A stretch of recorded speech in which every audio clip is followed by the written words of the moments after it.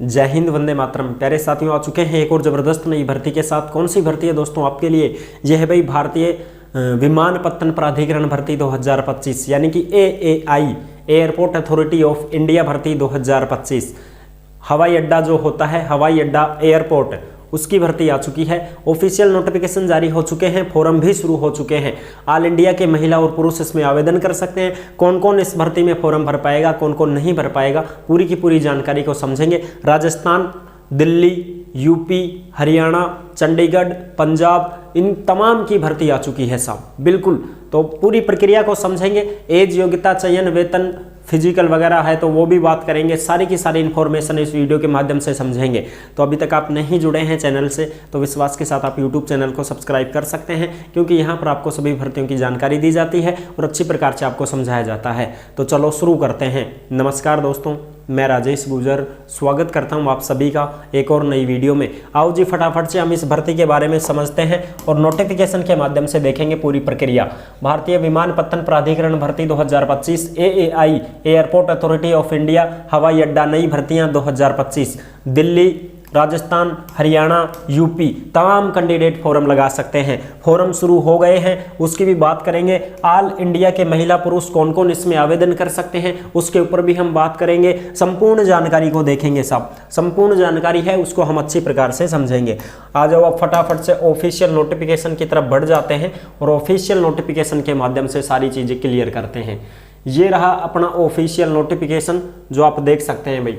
भारतीय विमानपत्तन प्राधिकरण airport authority of India regional headquarters northern NATS building, IGI airport, नई Delhi 110037 pin code number.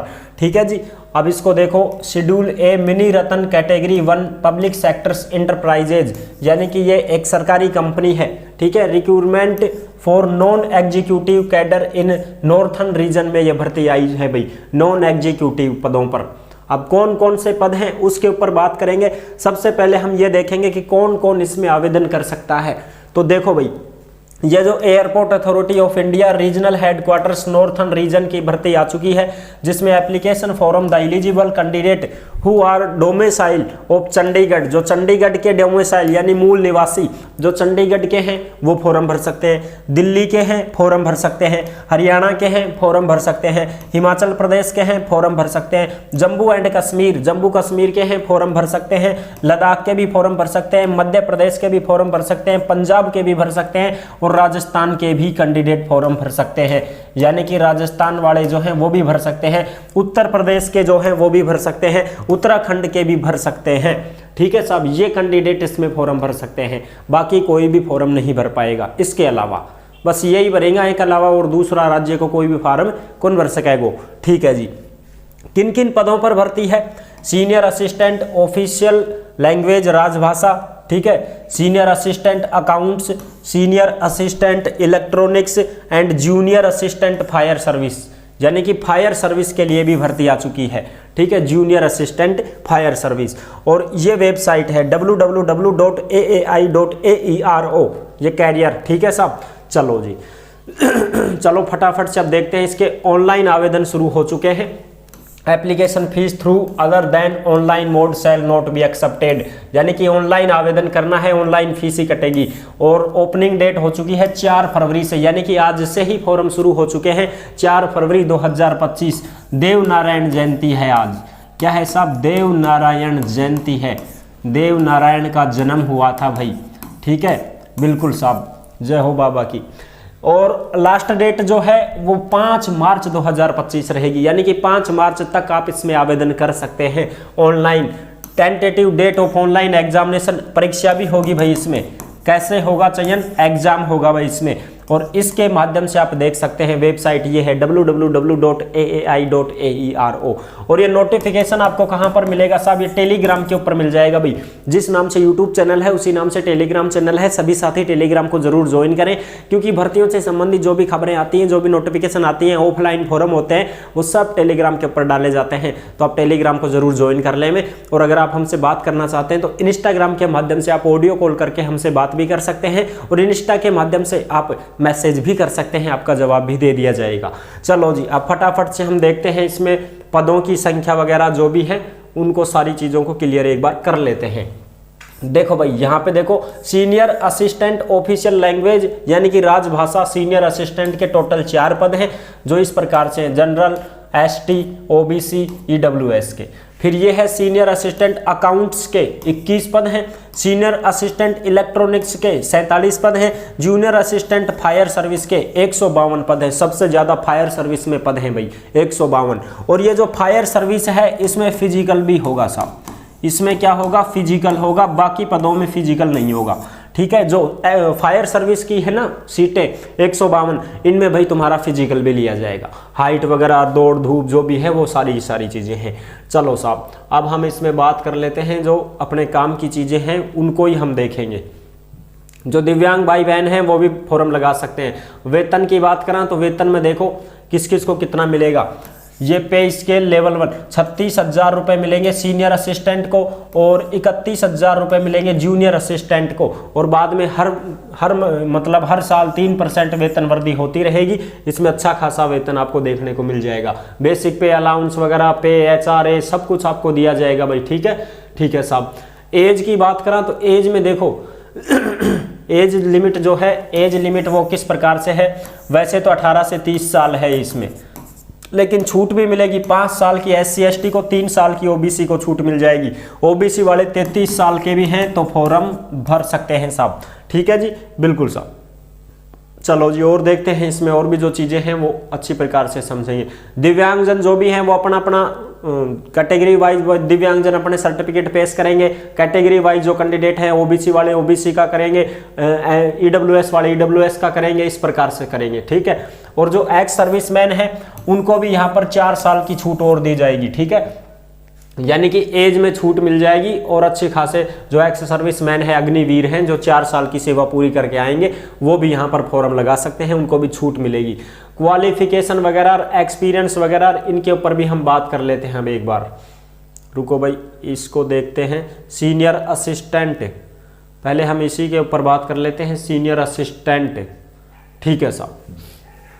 Senior assistant Rajbhasha, master degree in Hindi with English as a subject at graduation level, यानी कि भाई PG होना चाहिए, PG होना चाहिए, ट्रांसलेट वगैरह का भी ज्ञान होना चाहिए। ठीक है, मास्टर डिग्री मांगी गई है। PG अगर आप हिंदी से हैं तो इंग्लिश का ट्रांसलेट आना चाहिए, इंग्लिश से हैं तो हिंदी का ट्रांसलेट वगैरह ये आना चाहिए आपको। ये सारी चीज़ें हैं भाई। ठीक है साहब। ठीक है जी। ग्रेजुएशन डिग्री भी है तो भी चलेगा, लेकिन Hindi and English compulsory, optional subject 1 out of both a medium examination other, यानी कि एक सब्जेक्ट के रूप में आपने PG से एक सब्जेक्ट कर रखा हो, हिंदी से हो चाहे आप इंग्लिश से हो। जैसे भाई स्नातक में आपने हिंदी इंग्लिश दोनों लेते हैं, कोई हिंदी साहित्य लेता है तो PG से फिर वो इंग्लिश साहित्य से कर ले, तो इस प्रकार से वो चीज़ें होती हैं। ठीक है साहब। चलो जी, और इसमें 2 साल का वर्क एक्सपीरियंस भी मांगा गया है। अगर आपको 2 साल का एक्सपीरियंस है तो ही फॉर्म लगा पाओगे, यानी कि अनुभव प्रमाण पत्र भी आपको बनाना पड़ेगा साहब। अनुभव प्रमाण पत्र भी आपको बनवाना पड़ेगा, तभी तो ये मानेंगे कि 2 साल आपको काम करने का नॉलेज है। ठीक है जी। अगली बात करेंगे सीनियर असिस्टेंट के लिए, तो सीनियर असिस्टेंट अकाउंट के लिए ग्रेजुएशन मांगा है बीकॉम होना चाहिए, कंप्यूटर का ज्ञान होना चाहिए, MS ऑफिस, और 2 साल का एक्सपीरियंस मांगा है साहब। इसमें भी 2 साल का एक्सपीरियंस मांगा है। बीकॉम वाले फॉर्म भरेंगे, कंप्यूटर का ज्ञान होना चाहिए, कंप्यूटर का काम आना चाहिए, 2 साल तक काम किया हो कहीं पर आपने, तो ही आप फॉर्म लगा पाओगे। अगला पद है सीनियर असिस्टेंट इलेक्ट्रॉनिक्स में डिप्लोमा इन इलेक्ट्रॉनिक्स हो, टेलीकम्युनिकेशन हो, रेडियो इंजीनियरिंग हो, 2 साल का एक्सपीरियंस मांगा है। इसमें भी इंजीनियरिंग वाले फॉर्म भरेंगे साहब। ठीक है, डिप्लोमा हो या इंजीनियरिंग डिग्री डिप्लोमा होना चाहिए, इलेक्ट्रॉनिक्स हो, टेलीकम्युनिकेशन हो, रेडियो इंजीनियरिंग हो। ठीक है साहब, ये तो हो गया यहाँ। अब बात करेंगे जूनियर असिस्टेंट फायर सर्विस की। अगर आप 10th पास हैं, 3 साल का डिप्लोमा आपके पास होना चाहिए रेगुलर, चाहे मैकेनिकल से हो, चाहे ऑटोमोबाइल से हो, चाहे फायर से हो। अगर आप 10वीं पास हैं तो, ठीक है साहब, 10वीं पास हैं तो 3 साल का प्लस में 3 साल का आपके पास में होना चाहिए रेगुलर वाला डिप्लोमा, चाहे मैकेनिकल से हो, चाहे ऑटोमोबाइल से हो, चाहे फायर से हो, तो फिर आप आराम से इसमें फॉर्म लगा सकते हैं। अगर आप 12वीं पास हैं, रेगुलर स्टडी की है, तो भी आप फॉर्म भर सकते हैं। है और ड्राइविंग लाइसेंस जरूरी है भाई। अगर आप 12वीं पास हैं तो फिर आपके पास में ड्राइविंग लाइसेंस होना चाहिए। अगर आप 10वीं पास हैं तो फिर आपके पास में 3 साल का डिप्लोमा होना चाहिए। और कुछ कहेंगे ना सब में तो ओनली फॉर 12वीं पास है तो फिर लाइसेंस होना चाहिए आपके पास। लाइसेंस कौन सा चलेगा? हैवी लाइसेंस है तो भी चलेगा। अगर मीडियम वाला लाइसेंस है 1 साल पुराना होना चाहिए वो भी चल जाएगा। अगर लाइट मोटर व्हीकल है LMV तो ये 2 साल पुराना होना चाहिए साहब, ठीक है। लास्ट डेट से 2 साल पुराना होना चाहिए। लास्ट डेट क्या है उसी से 2 साल पुराना लाइसेंस आपके पास में होना चाहिए साहब, ठीक है जी। फिर आप फॉर्म लगा सकते हैं।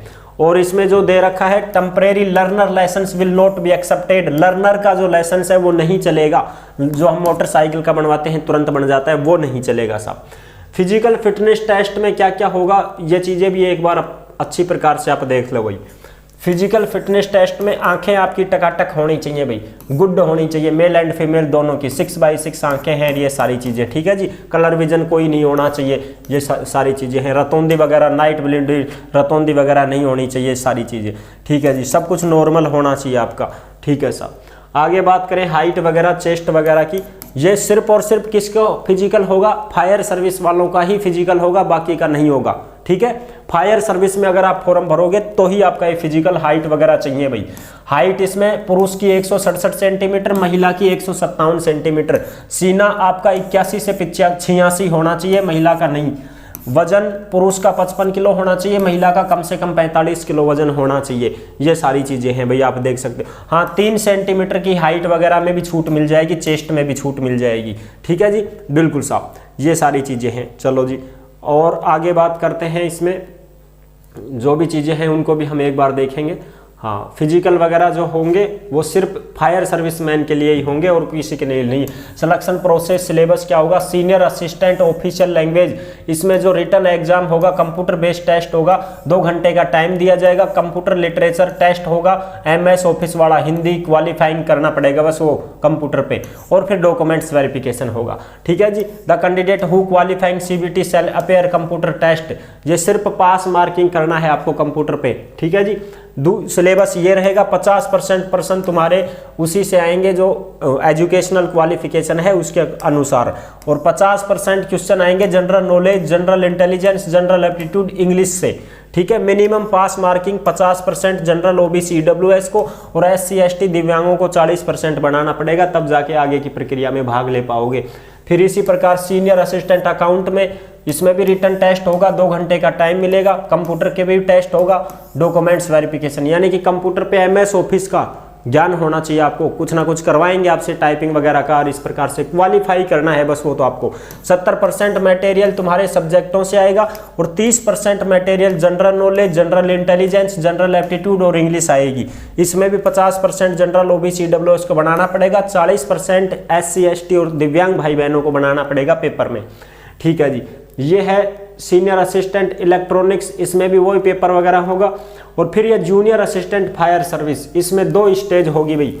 जूनियर असिस्टेंट फायर सर्विस में स्टेज पहला रिटन एग्जाम होगा, CBT, 2 घंटे का टाइम मिलेगा, जिसमें 50% क्वेश्चन आएंगे एजुकेशन क्वालिफिकेशन 10वीं 12वीं से लेवल के, और तुम्हारे फायर से डिप्लोमा डिग्री आपने किया है उस लेवल के।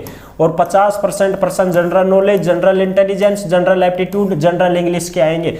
इसमें भी मिनिमम 50% पास मार्किंग जनरल OBC EWS को लाना पड़ेगा, और 40% SC ST कैंडिडेट को लाना पड़ेगा। दिव्यांग कैंडिडेट इसमें फॉर्म नहीं भर पाएंगे, क्योंकि यहाँ फिजिकल होगा ना भाई, तो दिव्यांग कैंडिडेट थोड़ी फॉर्म भर सकते हैं, दिव्यांग नहीं भर पाएंगे इसमें, क्योंकि यहाँ पर जो है फिजिकल होगा भाई। और फिजिकल में देख लो, स्टेज 2 फिजिकल ही है इसमें। स्टेज 1 तो पेपर है, स्टेज 2 फिजिकल होगा। On passing on the online computer based test, सबसे पहले टेस्ट पास करना है। फिर शॉर्टलिस्ट कैंडिडेटों को क्या किया जाएगा? Biometric attendance, documents verification, certificate verification, certificate भी चेक होगा, ड्राइविंग लाइसेंस भी चेक किया जाएगा, फिजिकल भी होगा, मेडिकल भी होगा। ये सारी की सारी प्रक्रिया उनको करनी पड़ेगी। और फिर ये लाइट मोटर व्हीकल जो है उसका भी अलग से ड्राइविंग वगैरह, valid light motor vehicle, medium motor vehicle, इनका सबका ओरिजिनल लाइसेंस भी चेक किया जाएगा। Only passing the driving test, और ड्राइविंग टेस्ट पास करने के बाद ही आप आगे की प्रक्रिया में भाग ले पाओगे, ठीक है जी। और जो एक्स अग्निवीर हैं वो भी फिजिकल वगैरह तो नहीं देंगे, लेकिन बाकी की जो है जैसे टेस्ट देना पड़ेगा उनको, मेडिकल भी उनका हो जाएगा, फिजिकल वगैरह तो उनका नहीं होगा, ठीक है। फिजिकल से तो छूट दी जाएगी उनको, क्योंकि ये तो पहले ही एक्स सर्विसमैन है अग्निवीर, इनका फिजिकल नहीं होगा साहब। फिजिकल एंड्योरेंस टेस्ट यानी कि हाँ फिजिकल के लिए पीईटी, ये जो है 5 टेस्ट ये इस प्रकार से होंगे। जैसे सबसे पहले 20 नंबर का मटेरियल है जिसमें 100 मीटर दौड़ होगी, और इसमें ये तुम्हारी जैसे वजन उठा के दौड़ना है ना आपको 50 मीटर, फिर पोल खंबे उम्बे पे चढ़ना, रस्सा चढ़ना, ठीक है, ये सारी की सारी प्रक्रियाएं आपको करवाई जाएंगी। तो इसमें इस प्रकार से होगी। ये देखो अब आप, ये है मेल कैंडिडेट के लिए, पुरुष के लिए है ये फिजिकल एंड्योरेंस टेस्ट। इसमें देखो 100 मीटर की रनिंग होगी, 12 सेकंड में पास करते हो तो 20 नंबर मिलेंगे, 13 सेकंड में पास करते हो तो 18, 14 सेकंड में 16, 15 सेकंड में 14 नंबर, 16 सेकंड में 12 नंबर। अगर 16 सेकंड में भी पास नहीं कर पा रहे हो तो आप फेल माने जाओगे, इस बात का ध्यान रखें। ये 100 मीटर की दौड़ है साहब, ठीक है। और ये लिफ्टिंग 50 किलो वजन उठा के दौड़ना है, 20 सेकंड में आ जाते हो तो 20 नंबर, 30 सेकंड में आते हो तो 16 नंबर, 40 सेकंड में आ जाते हो तो सबसे कम 12 नंबर आपको मिलेंगे, इस प्रकार से। फिर ये पोल वगैरह ये 30 सेकंड में 8 मीटर आपको चढ़ना पड़ेगा, ठीक है, ये आपको चढ़ना पड़ेगा। फिर ये इधर रस्सा वस्सा चढ़ना पड़ेगा आपको, और इधर ये सारी की सारी प्रक्रियाएं आपसे करवाई जाएंगी, ठीक है साहब।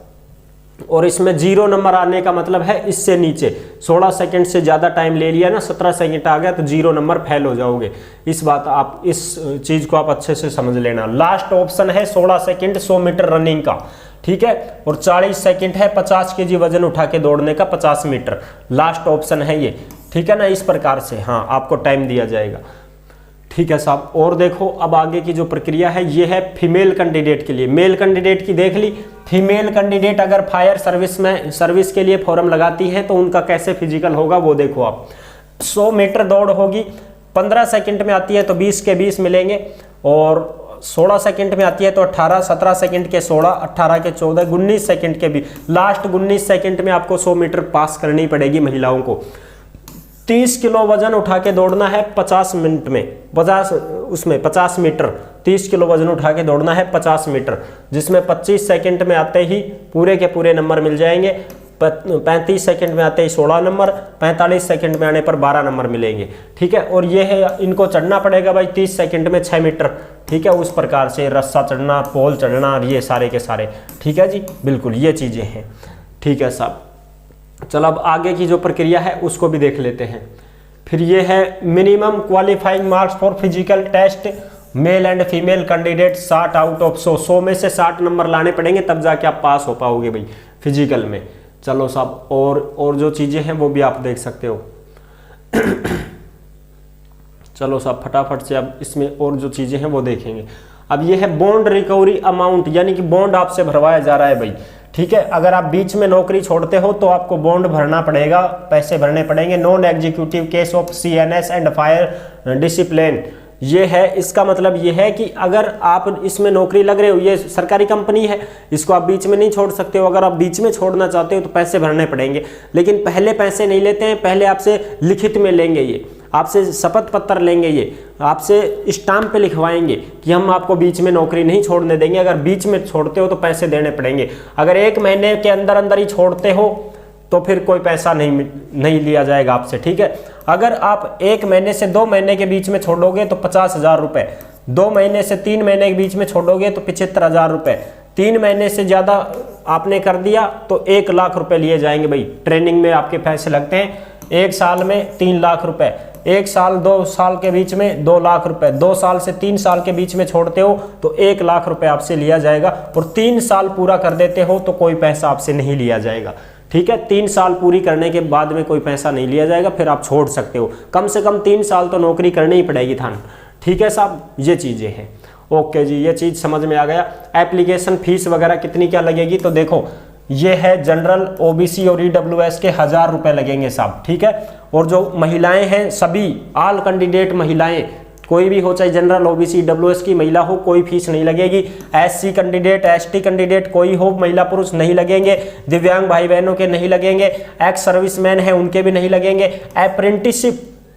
He have complete 1 year apprenticeship training in AAI, यानी कि जिसने इस कंपनी में, सरकारी AAI कंपनी में, एयरपोर्ट वाली कंपनी में अप्रेंटिसशिप कर रखा है, 1 साल का सर्टिफिकेट उनके पास है, उनकी भी कोई फीस नहीं लगेगी। ठीक है साहब, ये सारी चीज़ें हो गई कंप्लीट। ओके साहब, और जो चीज़ें हैं वो भी देख लेते हैं। अब देखो, इसमें ओपनिंग डेट हो चुकी है 4 फरवरी से, लास्ट डेट रहेगी 5 मार्च तक फॉर्म लगा सकते हो आप, ऑनलाइन फॉर्म भरा जाएगा, इस बात का आप विशेष ध्यान रखें। ठीक है जी, बिल्कुल ये सारी चीज़ें आप पढ़ सकते हैं। हाउ टू अप्लाई आपको ऑनलाइन ही करना है। ठीक है, कोई दिक्कत नहीं है, वैसे नहीं भरना है आपको फॉर्म, ऑनलाइन ही आपका एप्लीकेशन भरा जाएगा। जो आप किस प्रकार से देख सकते हो ये देख लो यहाँ पर, स्टेज 1 सिग्न अप करो, आपको साइन अप करना है एप्लीकेशन, ये सारी यूजर आईडी वगैरह लॉग आउट करके, स्टेप 2 इस प्रकार से ये सिग्नेचर वगैरह अपलोड होंगे, डॉक्यूमेंट्स अपलोड होंगे, आपके सारे की सारी जो चीज़ें हैं वो अपलोड होंगी। ठीक है साहब, ये एडमिट कार्ड भी आ जाएगा तुम्हारा, कोई दिक्कत नहीं है, डाउनलोड कर लेना आप, ईमेल आईडी अपनी लगा देना। ठीक है साहब, ये सारी की सारी, और ये पूरी जानकारी इसमें दे रखी है जो आप अच्छी प्रकार से पढ़ सकते हैं। ठीक है, अपने काम की जो चीज़ थी वो मैंने आपको संपूर्ण जानकारी दे दी है कुछ भी नहीं छोड़ा है भाई, सारी जानकारी आपको मिल गई है। अब साहब क्या रह गया फिर, कुछ नहीं रहा है अब तो। ठीक है जी, बिल्कुल। ये क्या है साहब, ये तो वो है जो दिव्यांग भाई बहन है उनके लिए है भैया। ठीक है साहब, आई होप आप अच्छी प्रकार से समझ गए होंगे, सारी जानकारी आपको दे दी है। टेलीग्राम के ऊपर आपको ये नोटिफिकेशन मिल जाएगा। वीडियो पसंद आई है तो लाइक जरूर कर देना। चैनल पर पहली बार आए हैं तो विश्वास के साथ आप यूट्यूब चैनल को सब्सक्राइब कर सकते हैं। कोई भी मन में डाउट हो, कोई शंका संकोच हो तो आप इंस्टा के माध्यम से भी पूछ सकते हैं, मैसेज का जवाब भी आपको दिया जाएगा, कमेंट में भी आप लिख सकते हैं, उसका जवाब भी आपको दे दिया जाएगा। फिर मिलेंगे एक और नेक्स्ट वीडियो में, तब तक के लिए सभी प्यारे साथियों को जय हिंद, जय भारत।